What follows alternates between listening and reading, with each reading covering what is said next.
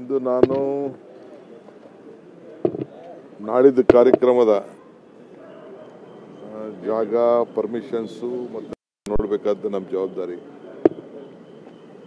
So ಸರ್ಕಾರದ ಪರವಾಗಿ ಇದು ಸರ್ಕಾರದ ಹೋರಾಟ, ಕಾಂಗ್ರೆಸ್ಗೂ ಬಿಜೆಪಿಗೂ ಸಂಬಂಧ ಇಲ್ಲ. ಇದು ಸರ್ಕಾರದ ಹೋರಾಟ. ಸರ್ಕಾರಕ್ಕೆ ಆಗ್ತಾ ಇರೋಂಥ ಅನ್ಯಾಯದ ಬಗ್ಗೆ ನಾವು ಕೇಂದ್ರ ಸರ್ಕಾರ ಗಮನ ಸೆಳೀಬೇಕು. ನಮ್ಮ ತೆರಿಗೆ ನಮ್ಮ ಹಕ್ಕು, ನಮ್ಮ ಅನುದಾನ ನಮ್ಮ ಹಕ್ಕು, ನಮ್ಮ ಅಭಿವೃದ್ಧಿ ನಮ್ಮ ಜವಾಬ್ದಾರಿ. ಸೊ ಇದೆಲ್ಲ ನಾವು ಜನರಿಗೆ ಮಂದಟ್ಟು ಮಾಡಬೇಕು. ನಮ್ಮ ಆಗ್ತಿರೋಂಥ ಅನ್ಯಾಯವನ್ನು, ನಮ್ಗೆ ಸಿಗಬೇಕಾದಂಥ ಪಾಲನ್ನು ನಾವು ಕೊಡಿಸ್ಬೇಕಾದ್ದು ನಮ್ಮ ಕರ್ತವ್ಯ. ಸೊ ನಾವು ಸಮಾಜದ ಋಣ ತೀರಿಸ್ಬೇಕಲ್ಲ.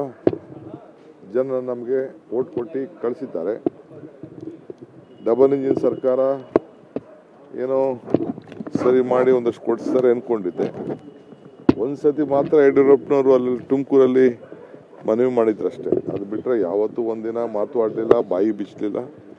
ಒಬ್ಬ ಎಂ ಪಿನೂ 26 ಜನ ಎಂ ಪಿ ಇದ್ರು ಅವ್ರ ಹತ್ರ, ಈಗ 27 ಆಗ್ಬಿಟ್ಟವ್ರೆ. ಅವರು ಯಾರು ಒಂದಿನ ಹೋಗಿ ಫೈನಾನ್ಸ್ ಮಿನಿಸ್ಟ್ರು ನೋಡಲಿಲ್ಲ, ಪ್ರೈಮ್ ಮಿನಿಸ್ಟ್ರು ನೋಡಲಿಲ್ಲ, ಹೋಮ್ ಮಿನಿಸ್ಟ್ರು ನೋಡಲಿಲ್ಲ, ಏನೂ ಇಲ್ಲ. ಬರಗಾಲ ಬಂತಲ್ಲ, ಆ ಬರಗಾಲಕ್ಕಾರು ದುಡ್ಡು ಕೊಡಿಸ್ಲಿಲ್ಲ. ಎರಡನೇದು ಆ ಕೂಲಿ ಮಾಡೋರಿಗೂ ದುಡ್ಡು ಕೊಡಿಸ್ಲಿಲ್ಲ. ಇನ್ನು ಬಿಡಿ, ಇನ್ನು ಮಿಕ್ಕಿದ್ದ ಸ್ಟ್ಯಾಟಿಸ್ಟಿಕ್ಸ್ ಎಲ್ಲ ಮುಖ್ಯಮಂತ್ರಿಗಳೆಲ್ಲ ಬೆಳಗ್ಗೆ ತಿಳಿಸಿದ್ದಾರೆ. ಸೊ ಒಂದು 4-5 ಜನ ಸ್ವಲ್ಪ ಆರೋಗ್ಯದ ಪರಿಸ್ಥಿತಿ ಬೇರೆ ಇದ್ರಿಂದ 4 ಜನ ಏನೋ ಬರುವುದಿಲ್ಲ ಅಷ್ಟೇ.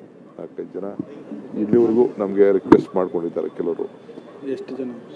ಆಲ್ಮೋಸ್ಟ್ ಎಲ್ಲ ನಮ್ಮ ಪಕ್ಷೇತರ ಶಾಸಕರು ಅಸೋಸಿಯೇಟ್ ಆಗಿರೋರು ಅವರು ಎಲ್ಲ ಬರ್ತಾರೆ. ಮಿಕ್ಕಿದೆಲ್ಲ ಶಾಸಕರು, ನಮ್ಮ MLCಗಳು, ನಮ್ಮ MP ಗಳಿಗೆಲ್ಲ ತಿಳಿಸಿದ್ದೀವಿ, ಎಲ್ಲ ಬರ್ತಾರೆ.